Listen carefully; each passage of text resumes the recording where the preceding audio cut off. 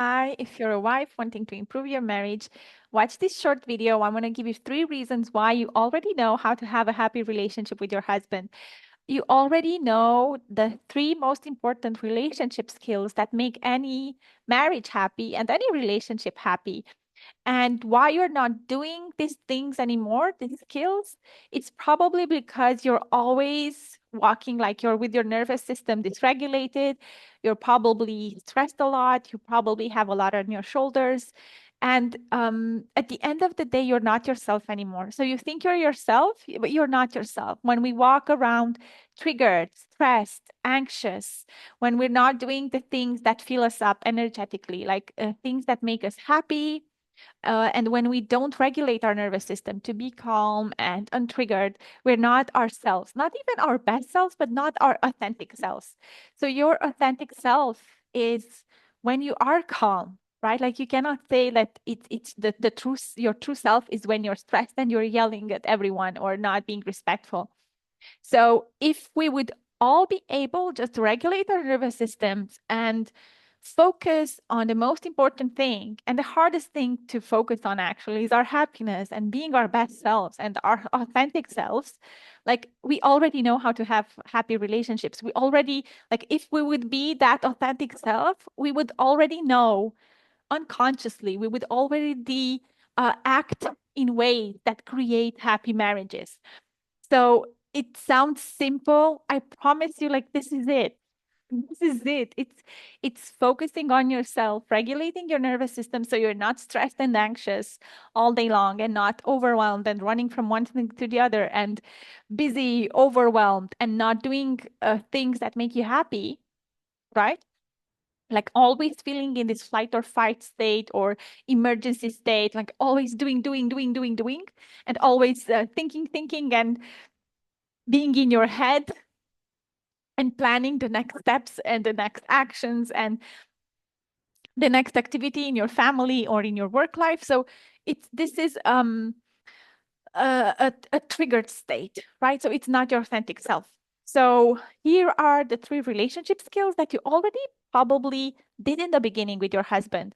And if I would erase your memory, so what we also do with our husbands and with people that we live, especially like with children too, we kind of put them into boxes and we label them like this man is lazy, he is childish, he is like this, he is like that, he doesn't support me, he doesn't love me. Like we put all these labels, and then everything they do, we have to put it like according to that label, right? Like no matter what they do, we will uh, kind of gather evidence for that label and that box that we put them in. And if we have these negative labels, right? And we see people in this negative way, we don't see their like good sides and the fact that they can do good things and they can make us happy and they can um I don't know, like be great partners too, then that's like the only thing we will see. That's the only thing we will create in our lives. So the 3 most important skills, and probably what you did in the beginning, you were respectful. Number one, being respectful to yourself and to your partner. So both are important. I teach a lot about being respectful to your partner because it feels good to you, but being respectful of you too. So you're probably not respecting yourself anymore. And then because you're not prioritizing your self-care, for example, your time, your energy, and you're over-exhausting yourself, and your partner doesn't jump in, you think he doesn't respect you. But if you don't respect you and if you don't prioritize your self care and your well being, how can you expect others to do it? So it's impossible. You have to do it for yourself. Like you have to respect yourself. Like you can create this culture of respect in your marriage. And you probably did this in the beginning. You probably, when you were first dating your husband, you were uh, being mindful of your energy and you could say, like, no, I don't want to do this. I'm not available for this. I don't want to go there because this is tiresome for me. Like, I have to go to the spa. I have to meet my friends. I have to go to the theater. I cannot go with you. So we were prioritizing our self-care and our well-being, and we were able like to make ourselves happy, right? So the moment you're happy and you're being your authentic self, then you can be respectful, respectful to you, to your time and energy, and respectful of your husband too. I said this, right? Like, so if I would erase your memory and you would just meet your husband, you would be able to be respectful to him. You wouldn't be controlling with him. You wouldn't be telling him what to do. You wouldn't roll your eyes. You wouldn't nag, blame, criticize, complain, try to tell him how to do things your way, in a better way. This is how we act with friends, right? Like, we're not controlling, we're respecting of their decisions, and we're seeing them as capable.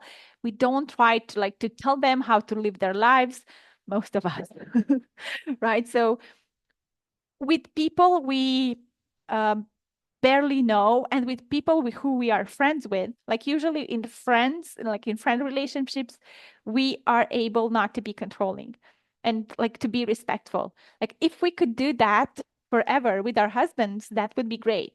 So what do we have to do? Like, see them as capable and as we saw them in the beginning, right? Like, see them as like saw them in the beginning, capable, respectable, so we can respect them and like we can respect ourselves. Um, you already know also, like, the second skill is being appreciative and admiring. So in the beginning and with friends, like these, like in the beginning of relationships and with best friends, we know like if they do something for us, that we don't take it for granted. Like anything they do, we say, thank you, I appreciate you, or oh, this is great, I admire you. And it feels like in long-term relationship, like we shouldn't do this anymore. Like it's expected. No, it's not expected. So, and not only that it's not expected and we take it for granted, but why would we miss a chance to feel good? When we appreciate somebody, it's us who feel better than them. So the emotion of appreciation goes like through my body when I appreciate somebody. I feel so good. Like just like 20 minutes ago, I was feeling just so grateful and appreciative, like for someone.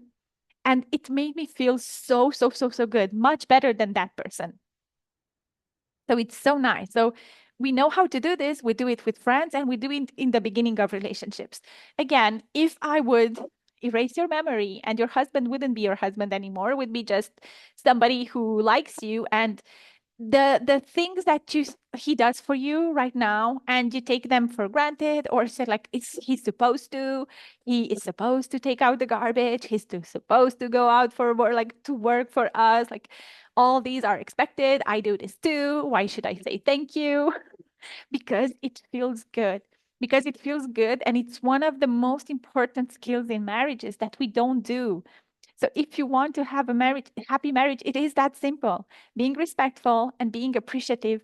And I promise you, you will feel good. Like, number one, like I always think about my wives. That's how I call my clients my wives. You feel good when you're appreciative. You feel good when you admire your husband. You feel good when you respect your husband. It feels very scary and ugly and negative and unsafe, even not to like the person you're married to. It's awful. And number three skill, you already know how to say what you want in a way that is non-demanding and non-controlling. This is what you did in the beginning. This is what you do with friends.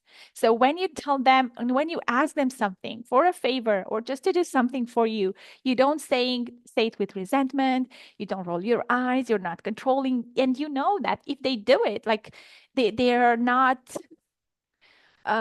obliged to do anything. Like nobody's obliged to do anything for you just because you want to, right?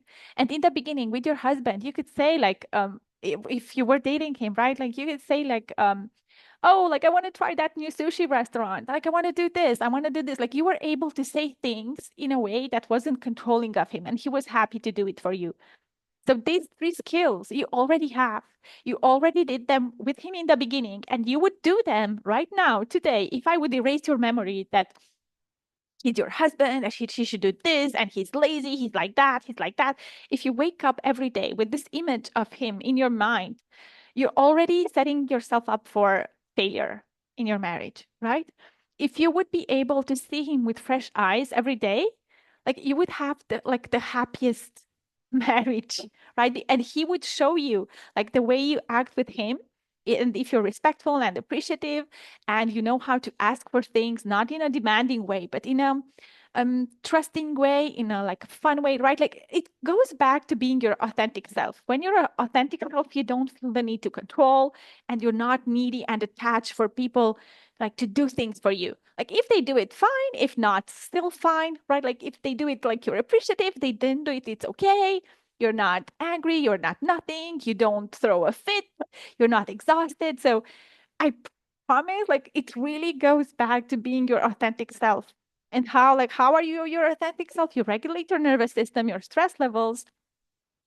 I will do a separate video on that because I'm talking about this with a lot of clients. I'm doing a lot of experiments with different people with regulating nervous system, and it feels like right now, maybe because I'm studying this, everyone talks about this. Like in today's day and age, everyone is so stressed and anxious, like with our busy lives and social media and like all the like the tech and everything feels so stressed, so fast, so busy, so overwhelming, like high anxiety. It's like scary. We're not our best selves anymore.